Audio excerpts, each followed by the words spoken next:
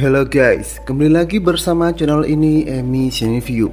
Kita lanjutkan kisah Factor of the Destiny atau Zhe Tianji, di mana sebelumnya Chang Sheng telah terbebas dari hukuman berkat Tetua Xin dan Ronger. Di samping itu, ujian akbar akan segera dimulai. Oke, kita langsung saja. Inilah Factor of the Destiny part ke-11.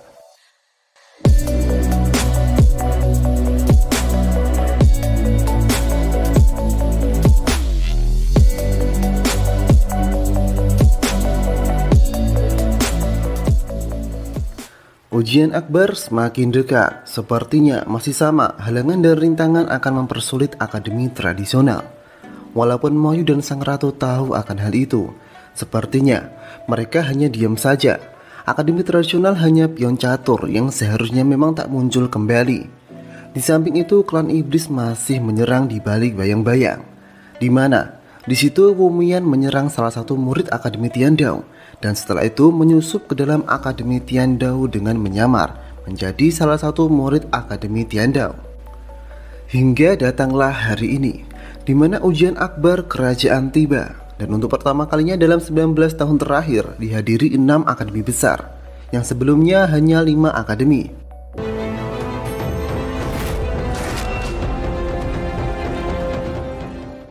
Sang Ratu masih tidak hadir di acara itu.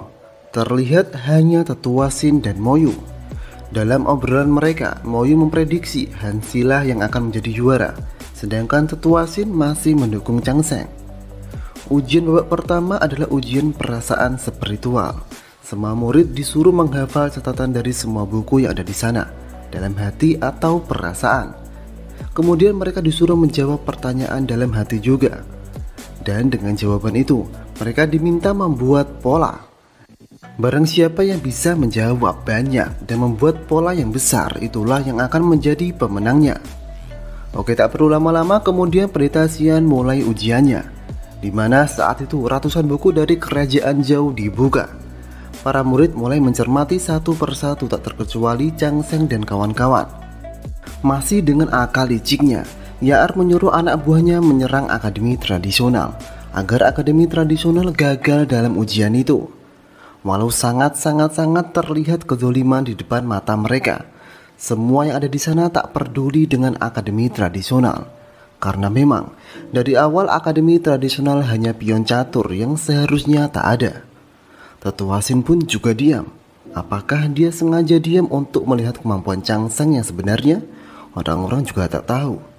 Terlihat Lulu, Tang Xiao dan Yuan Po berusaha keras menghadang anak buah Yaar, sedangkan Chang Sheng berkonsentrasi menghafal semuanya. Sampai waktu yang telah ditentukan usai, semua murid diminta menjawab semua pertanyaan yang muncul dari plat yang telah diberikan. Satu persatu semua murid mulai menjawab dan mulai membuat sebuah pola. Akademi Lishan terlihat masih yang menjadi terdepan. Maklum, akademi elit. Disusul Akademi Tiandao dan yang lain. Bagaimana dengan akademi tradisional? Belum terlihat pola yang mereka buat, karena mereka tadi diserang oleh anak buah Yaar. Lulu, Tang Xiao dan Yuan Po tak sempat menghafal buku itu satu kata pun. Sehingga akademi tradisional hanya akan mengandalkan Chang Sheng. Satu persatu soal Lulu, Tang Xiao dan Yuan Po dijawab oleh Chang Sheng. Bisa dikatakan Chang Sheng menjawab semua soal akademi tradisional, yang jumlahnya ratusan. Sampai akhirnya saat waktu mulai habis, terlihat pola lingkaran yang besar yang tak disangka-sangka oleh akademi lainnya, hampir sama dengan pola Akademi Lishan, yang membuat orang-orang terkejut. Bagaimana bisa hanya satu orang, yaitu Chang Sheng, bisa membuat pola sebesar Akademi Lishan? Hingga akhirnya diumumkan juara pada babak ini. Yang pertama adalah Akademi Lishan, kedua akademi tradisional, dan disusul akademi lainnya. Walaupun kedua itu sudah menunjukkan kemampuan Chang Sheng yang luar biasa, bisa dikatakan satu orang Chang Sheng hampir setara dengan banyak murid Akademi Lishan yang dipenuhi dengan murid elit. Di sini sepertinya ada murid-murid yang gugur karena mendapat nilai yang buruk. Belum tahu nanti murid akademi itu dapat ikut ujian lagi atau tidak. Kita kembali ke ujian akbar selanjutnya. Setelah diumumkan para juara, ujian akbar selanjutnya adalah ujian labirin waktu. Para peserta diminta mencari jalan keluar dan diberi batas waktu 4 jam. Di dalam labirin itu ada 2 bendera. Jika dapat salah satunya akan langsung masuk final. Ujian babak kedua pun dimulai.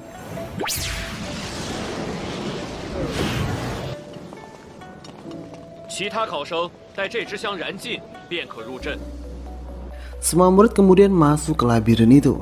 Terlihat para penjaga yang diketahui adalah prajurit-prajurit yang telah mati dalam peperangan di masa lalu, yang disebut penjaga 5 elemen.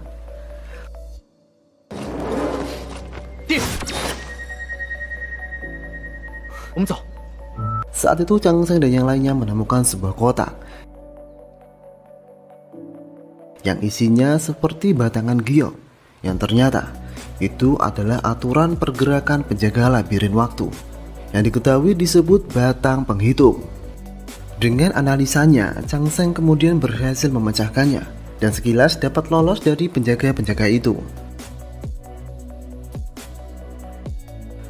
Dan lagi-lagi Chang Sheng dan kawan-kawan menemukan kotak lagi.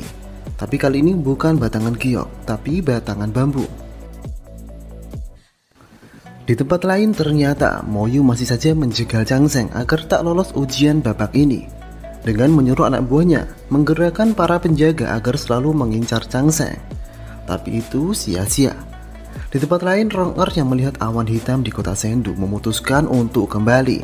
Dia khawatir klan iblis akan menyerang di dalam ujian akbar.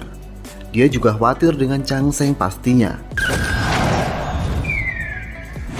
Sementara itu di sisi Akademi Tiandou, Wu Mian yang waktu itu menyusup akhirnya memulai aksinya. Dia langsung menghabisi murid-murid Akademi Tiandou saat ada kesempatan. Kembali ke Moyu, sepertinya Moyu belum berhenti mencoba menjegal Chang Sheng. Tapi dalam hatinya masih memikirkan Lulu, sehingga Moyu kembali berupaya memisahkan Lulu dengan Chang Sheng. Tapi bukannya Chang Sheng dan Lulu berpisah, malahan Chang Sheng dan Lulu berpisah dengan Tang Xiao dan Yuan Po.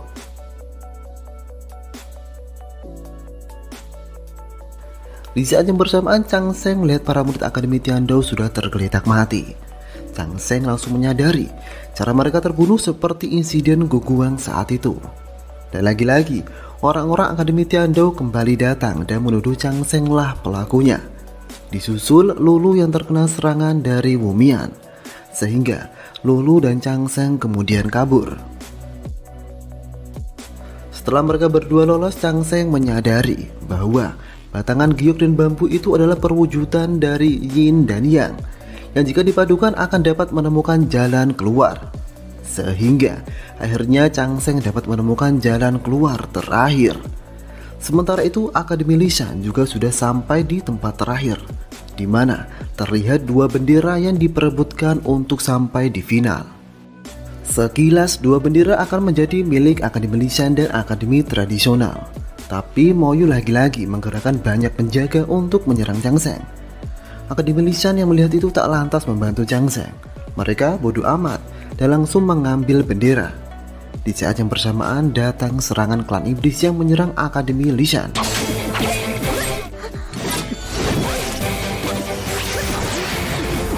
Melihat Akademi Lishan kewalahan, Chang Sheng dan Lulu mencoba membantu sehingga klan iblis itu dapat pergi.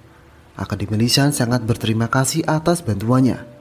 Semoga saja mereka tak lupa akan hal itu dan nantinya akan membalas budi. Di sisi lain tiba-tiba Yaer juga sudah tiba. Melihat tersisa 1 bendera, Yaer ingin langsung mengambilnya. Sementara itu Chang Sheng juga sekuat tenaga berusaha untuk mengambil bendera itu. Sampai akhirnya bendera itu terbagi menjadi 2 karena kedatangan Rong Er yang tiba-tiba. Lulu mendapat benderanya dan Yaer mendapatkan sebagian dari tongkat kayu itu. Melihat belum bisa ditentukan siapa yang menjadi pemenangnya, akhirnya diputuskan dengan jalan terakhir, yaitu Chang Sheng dan Yaer akan berduel. Yaer saat itu meminta syarat duel dengan penutup mata. Chang Sheng saat itu menurut apapun peraturan yang disepakati bersama. Ternyata ada sebuah fakta. Yaer ini tak ada duanya dalam membaca serangan melalui suara. Sepertinya Chang Sheng belum tahu itu. Tak ayal semua orang yang ada di sana berpikir Yaer akan dapat langsung menghabisi Chang Sheng.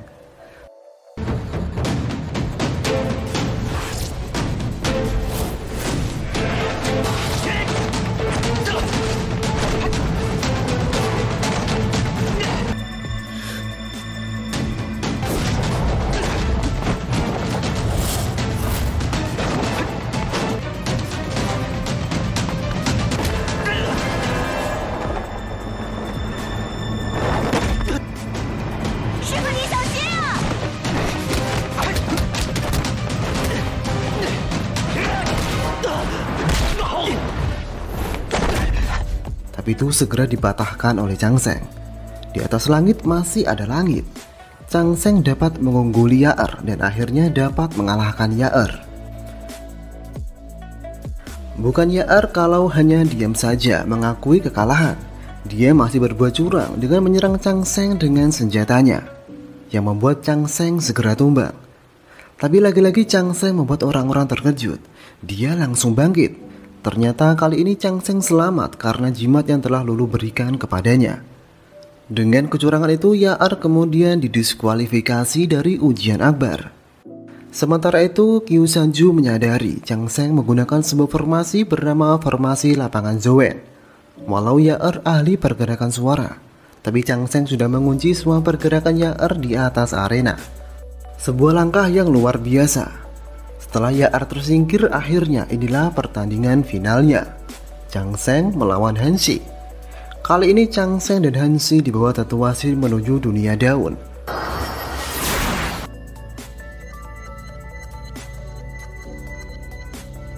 Tak perlu waktu lama, mereka berdua memulai pertarungan. Sekilas Chang Seng tersudut dan hanya lari-lari saja. Tapi jika kalian menyadari, itu bukan hanya lari biasa. Chang Seng mulai membentuk formasi dan akhirnya menunjukkan teknik itu, yaitu rantai daun. Tapi upaya itu dihentikan oleh Hanshi dengan mudah. Karena Hanshi mempunyai pedang api langit yang dapat membakar teknik rantai daun milik Chang Seng. Karena api dari pedang Hanshi kemana-mana, Tetua Xin takut dunia daunnya terbakar, sehingga dia membasahinya. Di dalam dunia daun sendiri mereka berdua seperti merasakan turunnya hujan. Hanshi pikir saat itu dia akan menang, tapi Chang Seng tak menyerah. Dia lagi-lagi mengeluarkan rantai daunnya, dan lagi-lagi Hanshi dapat menghentikannya dan menyerang balik.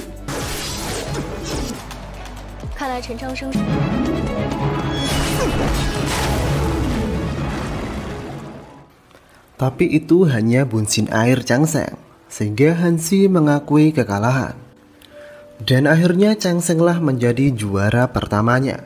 Setelah sekian lama akademi tradisional tidak ikut ujian akbar, sekali ikut langsung menjadi juara. Tak seperti Yaer, Hanshi adalah pria sejati yang mengakui kekalahannya dan menjunjung martabat akademi.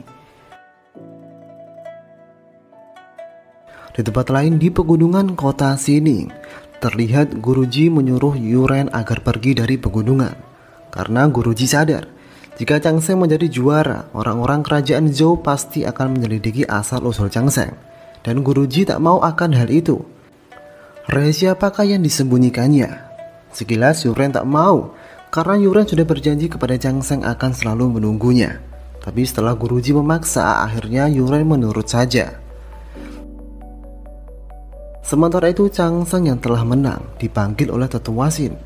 Tetua Xin sangat bangga atas Chang Seng yang dapat membangkitkan kembali akademi tradisional. Mulai hari ini Chang Seng bisa menganggapnya menjadi guru. Jika butuh apapun tinggal bilang saja pada Tetua Xin. Karena terlihat sangat dapat dipercaya, Chang Seng kemudian memberitahukan tentang nadi peraknya. Saat itu Tetua Xin tak bisa membantu banyak tentang nadi perak itu. Semoga saja di pavilion Lixu Chang Seng dapat menemukan jalan keluar. Tetua Xin juga meminta kepada Chang Seng untuk mencari petunjuk kunci Taman Zhou, karena ada barang yang sangat penting di dalamnya. Barang apakah itu? Tetua Xin belum bisa memberitahukan. Kemudian Tetua Xin memberitahukan kepada Ratu bahwa besok Sang Ratu diminta menobatkan juara ujian akbar. Walau Sang Ratu agak kecewa hasil akhirnya, karena dia ingin Hanshi lah menjadi juaranya. Kerajaan Zhou butuh orang hebat, kuat dan sehat untuk menjadi pemimpin melawan klan iblis, bukan pemuda yang dapat mati kapan saja. Di samping itu Sang Ratu juga masih mencurigai marga Chang Seng yang berupa marga Chen. Entah apa maksudnya. Mungkin keluarga Chen punya masalah pada keluarga Tianhai di masa lalu. Walaupun begitu, sepertinya besok Sang Ratu akan tetap hadir. Dan datanglah hari ini, di mana acara penobatan juara diselenggarakan. Terlihat para murid menerima peringkatnya, sampai akhirnya terlihat Yaer yang menjadi juara ketiga, Hanshi menjadi juara kedua, dan pahlawan kita Chang Sheng menjadi juara pertama.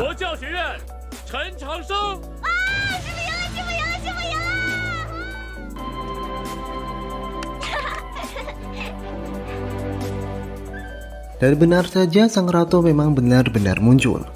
Chang Sheng sekilas terkejut melihat sang ratu, yang ternyata adalah wanita yang sering ia temui di taman bunga. Kemudian sang ratu memakaikan mahkota juara kepada Chang Sheng.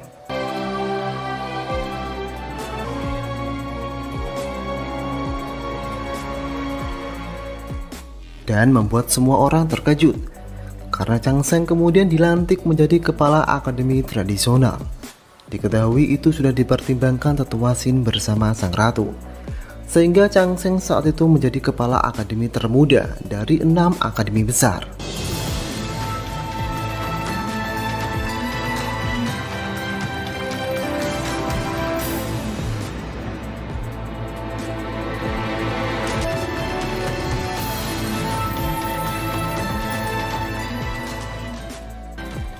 Di balik senyuman yang indah, ada sosok ratu yang kejam dan tegas demi negaranya. Sang ratu meminta kepada Chang Sheng untuk membuat akademi tradisional tak menentang kerajaan lagi jika tak mau dihabisi. Dan sang ratu meminta kepada Chang Sheng untuk menjauhi Rong Er agar tak saling menyakiti. Tapi untuk hal satu ini, Chang Sheng sepertinya tak bisa melakukannya, karena dia merasa tak bisa melupakan Rong Er begitu saja. Entah rintangan apa yang akan dihadapi Chang Sheng jika bertekad bersama Rong Er. Untuk saat ini dia masih bisa tenang dan kembali ke akademi tradisional dan bertemu dengan Lulu dan yang lain. Mereka berencana akan mengadakan pesta keberhasilan. Sementara itu Rong Er kemudian dipanggil oleh sang ratu. Rong Er bertemu dengan sang ratu di tempat semedinya yang sangat rahasia. Hanya sang ratu, Mo Yu dan tetua Xin yang mengetahui tempat itu. Sang ratu langsung to the point bahwa Rong Er adalah wanita suci berdarah istimewa dan akan menjadi penerusnya dalam memerangi klan iblis. Rong Er diperintahkan untuk menjauhi orang biasa. Di sini yang dimaksud adalah Chang Sheng. Intinya Rong Er akan menjadi tumpuan kerajaan bersama Qiu Shanju dalam melawan iblis. Saat itu Rong Er hanya terdiam. Semakin dia membela ingin bersama Chang Sheng, sang ratu semakin menekan Rong Er dengan takdir sebagai tumpuan kerajaan. Sementara itu Chang Sheng terlihat lemah setelah ujian akbar. Saat itu Tang Xiao tak sengaja melihat nadi perak Chang Sheng. Untuk menekan rasa penasaran Tang Xiao, segera Chang Sheng berkata hanya alergi karena makan ikan. Tapi sepertinya Tang Xiao masih saja curiga. Benar saja Tang Xiao kemudian mencoba menemui Rong Er untuk menanyakannya. Saat itu Tang Xiao tak sengaja bertemu dengan Mo Yu. Tang Xiao yang curiga penyakit Chang Sheng bukan penyakit biasa, kemudian bertanya kepada Mo Yu untuk memberitahukan di mana tabib yang paling sakti untuk darah perak Chang Sheng. Saat itulah Tang Xiao terkejut, terdiam saat mengetahui fakta bahwa sahabatnya bahkan telah dianggap saudaranya akan segera mati, dan tabib seluruh kerajaan tak akan mungkin dapat menolong. Segera Tang Xiao kembali pulang menemui Chang Sheng dengan rasa marah dan sedih. Bagaimana bisa orang yang telah ia anggap sebagai saudaranya menyembunyikan fakta itu? Dengan membawa obat-obatan yang banyak dan mahal, Tang Xiao menyuruh Chang Sheng menghabiskannya. Melihat sahabatnya sangat marah dan sedih, Chang Sheng akhirnya mengakui kesalahan karena tak menceritakannya. Dia sebenarnya sangat takut jika dia tak berhasil mendapatkan jalan keluar di pavilion Nixu. Dia takut tiba-tiba mati. Tak ada seorang pun di sampingnya dan membuat semuanya menjadi sedih. Beruntung Tang Xiao dapat memahaminya dan kembali lagi Chang Sheng meminta dirahasiakan kepada Lulu dan Yuan Po. Setelah itu Chang Sheng mencoba menemui Rong Er untuk mengucapkan sepatah dua kata terima kasih. Tapi saat itu Rong Er meminta Chang Sheng berbicara di luar saja. Di sini bisa dilihat hati Rong Er seorang wanita yang mulai goyah, pasrah terhadap tuntutan takdir. Sedangkan tekad Chang Sheng masih sulit padam walau cobaan silih berganti. Dan kisah ini bersambung.